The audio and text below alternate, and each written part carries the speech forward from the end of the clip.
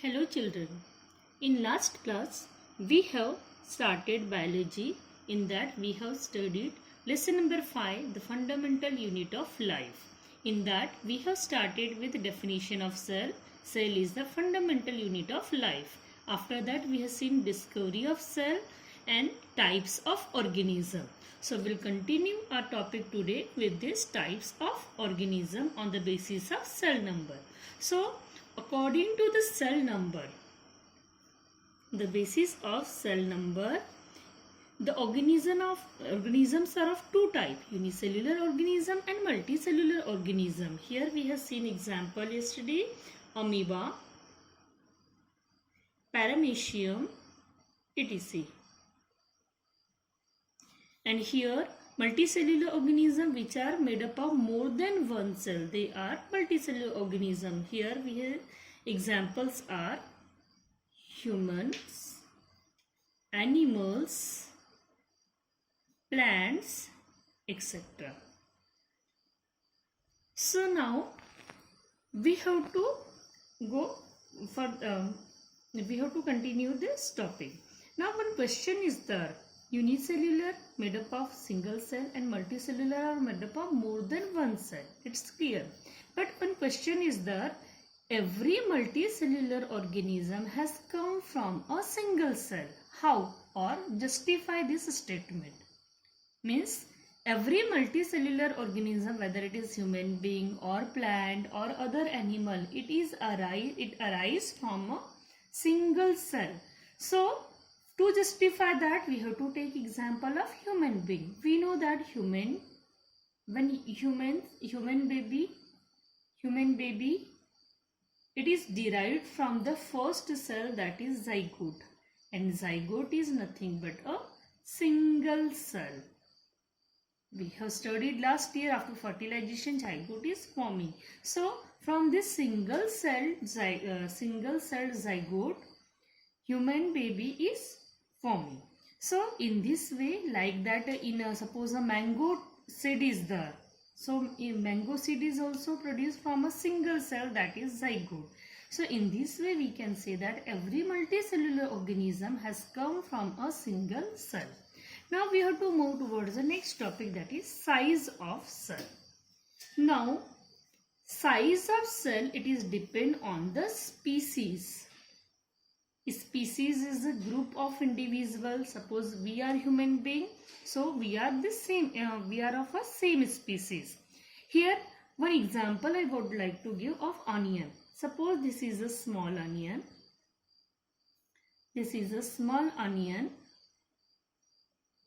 and one large onion. This is a large onion. So here size difference is there. This is very small and it is large. It doesn't mean that cell present in this onion are very small and cells which are present in this onion are very large. No, it is wrong. Actually, in both the onions, cell size is same because they are of same species. Only the difference is that here less number of cells are there. Less number of cells are here, whereas in this large onion, large number of cells are there. Large number of cells, and because of this, we are getting the difference between these two onions. So for a particular species, the cell size is same. Now we have to move towards the next one, shape of cell. In this picture, we could see different type of cells. Here some cells are elongated, or we can say spindle shaped. Some cells are star shaped, some are simply rounded. Here RBCs, which are the blood cells, they are rounded. This is the nerve cell, which is branched and elongated. So cells are present in different shape in a particular organism, like human being. In our body, we are taking example of human body. So we are having different type of cell, or we can say shape of cell are different. Now why do this? There are different type of, or we can say different shaped cells are there. So shape of cells and size of cells are related to the specific function they perform. Here a particular cell is having different shape. It is according to what function they are doing. Suppose spindle shaped muscle cells are there. Their work is contraction, relaxation.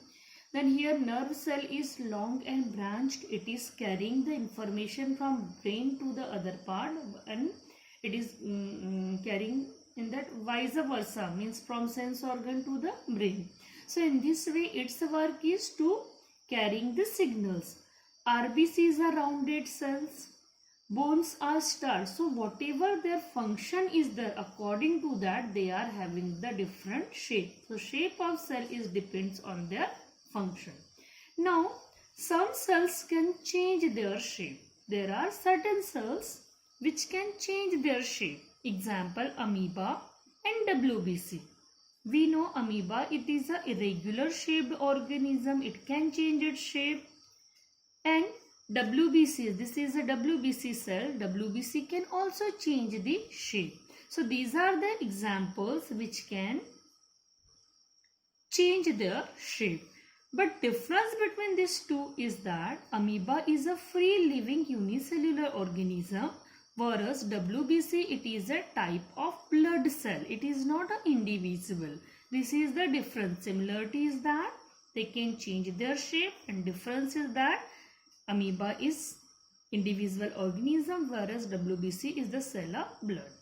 Now in some cases, say shape of cell is fixed, or we can say that some cells do not change their shape, they are more or less remain same. Example, nerve cell, it is having characteristic fixed shape. Then plant cells, in plant cells they are having a particular shape, so they are having a fixed shape. So this is all about the shape of cells.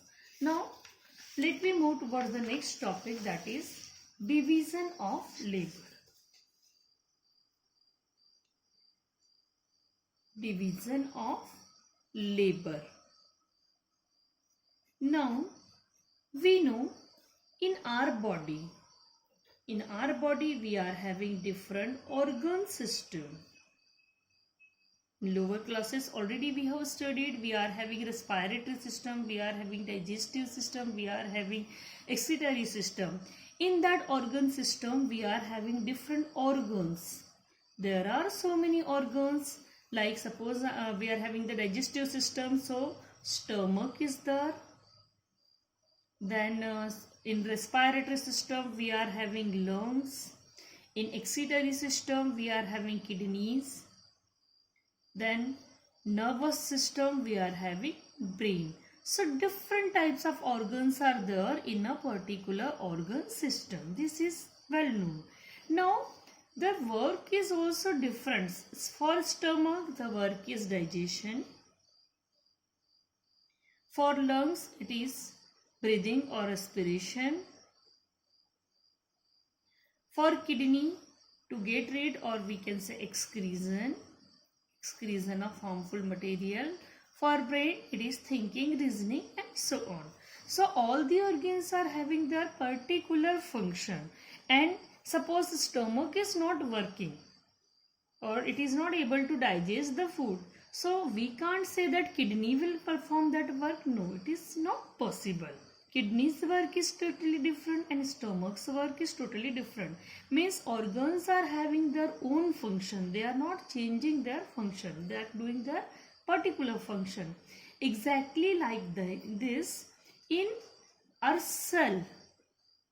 In the cell, inside the cell, tiny organelles are there which are known as cell organelle. We will study in detail afterwards. So these organelles are carrying their function indivisibly. They are having their own function, and these functions are carried by that particular organelle only. Let's suppose mitochondria, so it is producing energy. Endoplasmic reticulum is passing the material. Plasma membrane limiting the cell, like that. So This type of distribution of work among this organelle is known as division of labor at the cellular level. After this, very common topic is that organization of cell.